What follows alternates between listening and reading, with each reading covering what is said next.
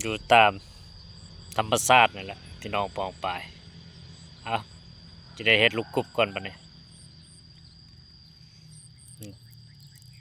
สำหรับรางวัล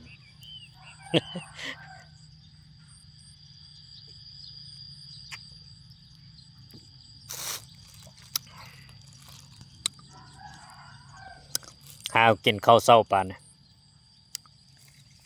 อาหารเช้าในสำคัญที่สุดเลยโอ้วิวงามเลย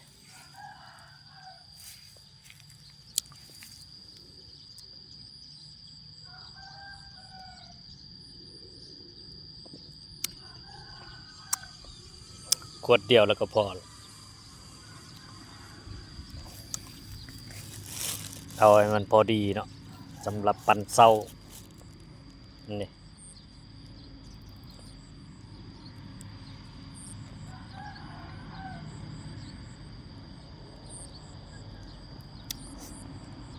โอ้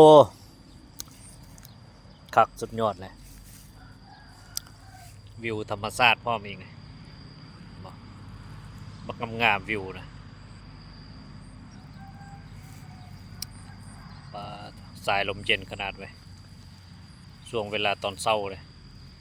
ฟิ่งแดดพร้อมนำเลย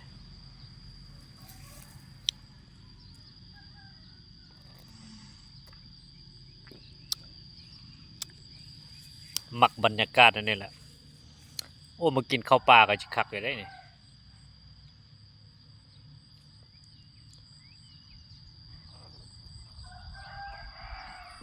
โอ้ดินบักงามมันนะ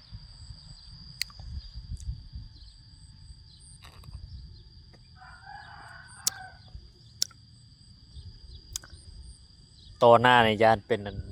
บ้านอยู่แถวนี้คนกำลังย้ายมาอยู่เลยก็คือจีประมาณ5 เฮกตาร์ปลายบางเถื่อแถวนี้นะ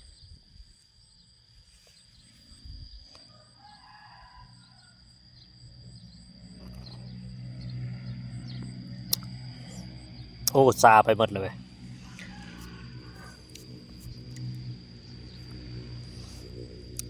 ถ่ายวิวธรรมชาติกันเด้อบัดนี้สุดยอด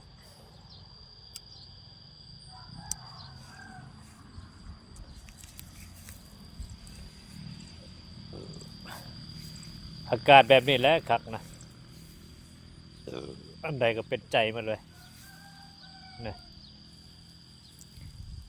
อยู่กับธรรมชาตินี่สวยสดงดงาม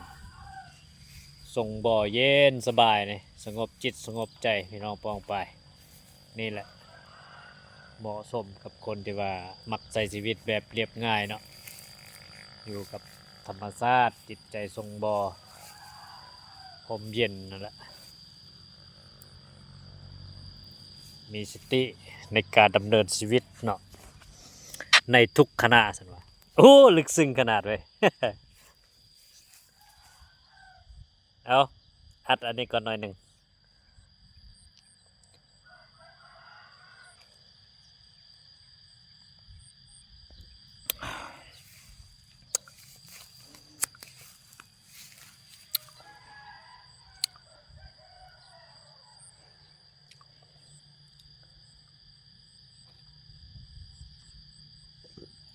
จะกินหมดอยู่บ่จังสิ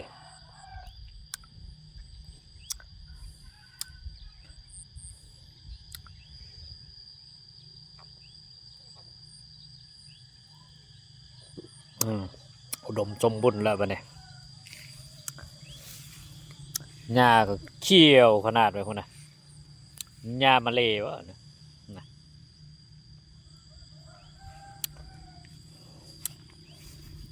อยู่แบบนี้แหละอายุยืนเลยสูดอากาศสดตลอดเลยจื้อไว้ โอ้มีการอ่านคำคมอีกเนาะลึกซึ้งหลายเนาะ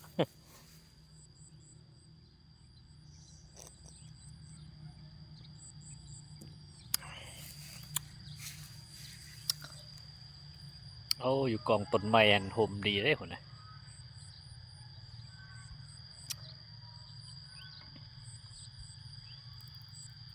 เอาอันเปลวเนาะมาใส่แล้วก็นอนลีนเนี่ย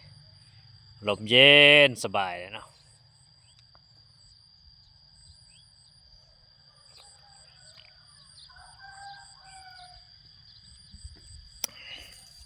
อ้ายเต็มที่กับชีวิตแล้วบัดนี้ขอบใจหลายๆจริงทุกอย่างที่ซัพพอร์ตคอยมาตลอดเนาะจะจำฝังใจบ่ลืมบุญคุณดอก